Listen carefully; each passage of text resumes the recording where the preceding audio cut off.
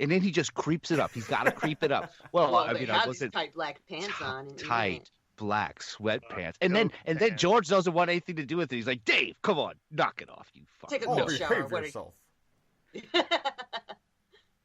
So giant aliens are on Saturn's rings. But isn't that where Superman traps Zod?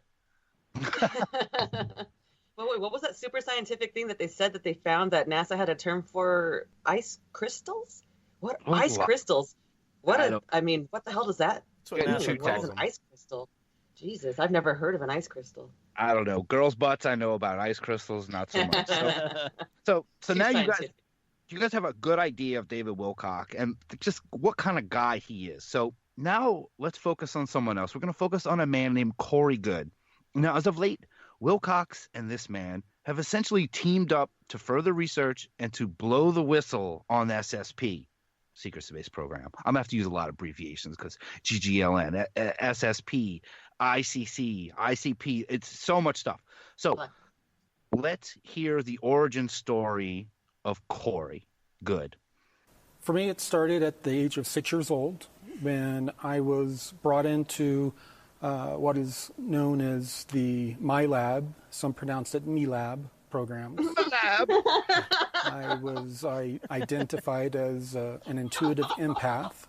What does that mean exactly? Intuitive, you have a deep intuition of things that are possibly about to happen. So like psychic ability. Yeah, precognitive abilities. Oh. And empathic being you have a strong emotional connection with others around you. You can feel what they're feeling and connect with them emotionally. That was a skill set that was desired, and I was trained, and that was enhanced. And it was enhanced to the point where I was around 12 or 13 years old, me and a few of the people that I was training with being brought into a program to where we were what they called IE support for the Earth delegation in a super federation. And this was a federation of a large amount of ET federations that met to discuss the grand experiment. Oh. Dude, this dude makes my skin crawl. Like, he's got a weird... He sounds like Jeffrey Dahmer. No, he sounds like this. Oh, no. Go away. He's got a touch of Sunbow in him. So, yeah, this is a guy named Corey Goode. Okay, he's an empath intuitive, but we shorten all this shit up with this. He's an EI, or IE. Right. He's recruited. I'll just give it to you. He's recruited at the age 6. He spent 20 years as an envoy of sorts, where he is used by this program and one of these secret space programs to communicate with aliens because he's an intuitive empath, and they don't want to just talk to some Joe Blow fucking spaceman. They need to talk to someone who's empathic and intuitive, like Corey Goode. And his last name's Good. He's got to be a good guy, right? Pretty great. It's true. Yeah, he's not Corey Great. He's good. But yeah, I couldn't help myself when he said my lab. My lab. Yeah, some call it my lab. Me lab. Some call it what I was my lab. Me lab. Some call it me lab. Some call it my lab. But Tips so lab. These two have teamed up.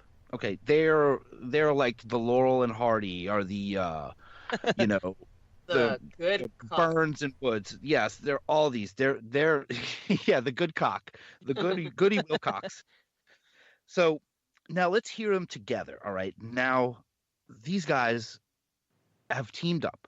They are the ones who are going to just blow the lid off of this, because Goode has been in this thing for years and he is ready to talk. So let's hear them together on the grandest stage ever for this kind of information, the Conscious Life Expo 2018, where they start off telling us about another SSP. And this one is brought up because they started off the whole lecture with a discussion of reptilians. So let's hear about the Dark Fleet. The Germans actually were the first ones in modern times to make contact with this particular group, and that has evolved into something that we call the Dark Fleet. Yes, and William Tompkins has released a lot of other information that corroborates what I've stated. And yeah, the Nazis started working with the reptilians, and this developed into Dark Fleet. And one of the weird things that happened was that I had a dream, quote unquote, in which I had been taken to a lunar base. And I was describing to him the uniform that people were wearing on this base that I got taken to, and then you sent me this art like the same day, and I'm like, oh my God, that's them.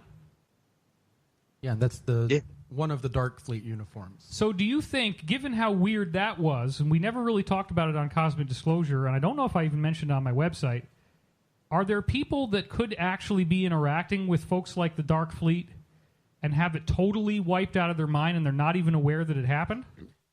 That's standard operating procedure. Really? Yes. If you have contact with one of them, they're going to they're not only going to wipe your memory, but they're going to give you a series of screen memories that you're going to have to work through. Yeah, they're going to put a puzzle in your brain to figure so out. I was going to say, here you go. Here, just distract yourself with this. When you figure it out, congrats, you figured it out. They're going to SOP. wipe your brain. They're going to wipe your butt. Just going to wipe everything. Just standard operating procedure, man. Yeah. SOP. What he's talking about, we have to abbreviate things for this. Thank you so much.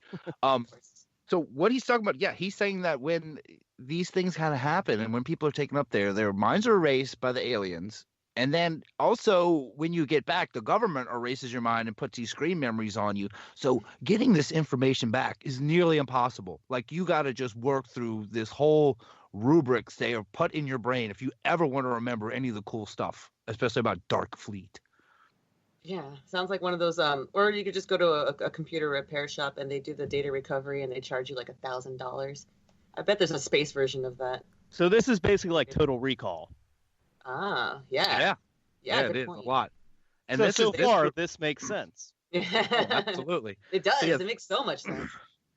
This group is space Nazis and reptilians together. And I like how he talks about he saw the uniforms, and I'm picturing these Dark Fleet guys in their uniforms, and they're probably going, wait, we're called the Dark Fleet. And they look at the uniforms like, are we the baddies here? Are we the baddies?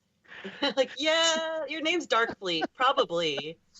I mean, I've got a black space uniform on with a skull, and there's spikes all over my uniform. Like, yeah, I totally thought of that skit as soon as I saw this. I'm like, oh, Dark Fleet, this is great. Oh, the spikes are for protection. So they go on to talk about how this group has tech in orbit to control us, but it's failing. Let's hear it. Obviously, the mind control is not working the way it used to. The reptilians, or not just the reptilians, but the group that they're a part of, this conglomerate, for over 6,000 years, they've had technology in orbit that controls our behavior the way they want. They can agitate us, they can give us fear, they can give us direct information.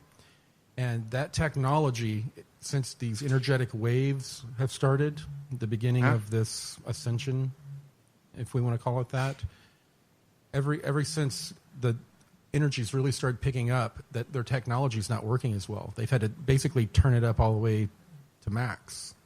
And that is causing further problems. We're beginning to see a lot of people that are starting to behave very strangely, very triggered. And it's not just the election. It's everybody is having these issues, and it has to do with the energetic changes that we're trying to acclimate to. Yes. No. That's why everyone's so triggered. Okay, it's not just the election; it's these space Nazi reptilians who are just beaming negativity down at us constantly. And I have a feeling he wanted to say they cranked it up to 11. He's like, they have to crank it up to a max. I couldn't help Hillary's myself. on a van. Triggered. Yeah, That's it. I like how he could just like chalk that up to anything. It's kind of like when guys are like, "Oh, whoa, what's your deal? Are you PMSing or like, are you on your period?" It's like, no, it's aliens. That's all. No, it's the fucking space evil reptilians, the baddies up there. The Dark Force. The Dark Fleet. Or the Dark Side. That's going to be like It's gonna be a Star Trek series. I could just see Star Trek Dark Fleet. The actually, that sounds like a really cool toy series, like a branch off of G.I. Joe or something. I'm into it. Oh, Dark Fleet. The Dark Fleet. It does actually sound kind of cool. It sounds really cool. A lot cooler than Solar Warden. Yeah, Solar Warden sounds like the pussies. The pussies, they would get their butt kicked by these guys. Oh no, that's gonna be my new band name, Dark Fleet. Those guys are tight. I'm in the Solar Fleet with the Dark Warden. The Dark Warden. Yeah, they got to have their own Dark Warden. The antimatter of it. Cooler. I think it's the word dark that's selling me. Anyway. So he's talking about this ascension. I don't know. I think this had something to do with 2012. Who knows? Maybe. But they're going to elaborate on this ascension, which will lead to the end game that everyone wants, which is disclosure. Let's hear it. All right. So that is a very freaking creepy thing for us to have talked about. But one of the things that's going to happen, if you say that you want full disclosure, okay? Yes. And we need to show whoever is going to be watching this, which could be a large audience and very high-level audience based on the intel we're getting, we need to show them that this can be discussed, and there's no panic. Well, somebody just left, actually, but I think that's because they had to go to the bathroom. No. Nobody's panicking. Nobody's running out of the room. They're not, ripping you apart and ripping organs out of your body when they do this, right? It's not like some torture thing. No, but if we do get... But. He says the but. Oh, that's great. If we do get what all of us are wanting, full disclosure, it's not going to... I've stated before, we're not all going to be standing around holding hands singing Kumbaya. It's going to be the most traumatic experience that society has ever had. But just remember... all evolution happens through stress, and it's something that is needed. We're ready for it. We need it, and we don't need to be treated like children anymore and just given tiny bits of information over decades. Amen. Whoa. Amen. He drops the mic. Oh. He does? No. Not a mic drop. Not mic Not drop at all. worthy. Not a mic drop. So I'm gonna give you guys a little visual for you listening. Okay, now this is the Conscious Life Expo 2018, and it sounds really quiet when they're talking, but there are a ton of people here. So many people here. There's people standing in the back, and as you can hear there, the crowd erupts at this mic drop. I mean, they are just. I think they just wanted to cheer for something. They're really getting antsy, and they saw it in. He finished a emphatic statement, and it's like, woo! It's the same thing with read my lips. I've never said I've been abducted. It's like, woo! It's like, why read his lips. Yeah, he said a thing. He said it. No, I mean, to be fair, it was a pretty cool thing he said. It made me. I raised my eyebrows and I sat back and I was like, wow, I feel so attacked. And he said, what evolution only happens through stress. That's a pretty good, true thing that I didn't really think about before. But I think that's a scientific thing too. Absolutely. It's a thing to bring up. Yeah. And Corey Good is, I'm not going to say he's on the level of David Wilcock's immature. Oh, and also give you a thing. So David Wilcock is walking around the stage like a madman most of the time. Corey Good is just sitting on a chair with his back to the wall, and even if he dropped the mic, you'd barely hear it because, like I said, he's sitting down, kind of hunched over the entire time. It's really strange. It's like he's being interrogated by a comedian or something. It's very weird. Interrogated by a comedian. By Jim Brewer. Almost. Yeah, like Jim Brewer. Jim Brewer. I would love to be interrogated by Jim Brewer, who'd just get high as fuck. That'd be funny. What was I asking you?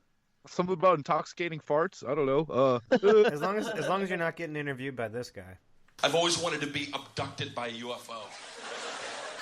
Oh God, that's right, Mr. Oh my God, the blue beam. Ooh, yeah, that he's too man. I'd say he turns it up to max. So disclosure and ascension aside, all right. This is what we're here to talk about. We want to hear about the many players in the space. Okay, there's so many.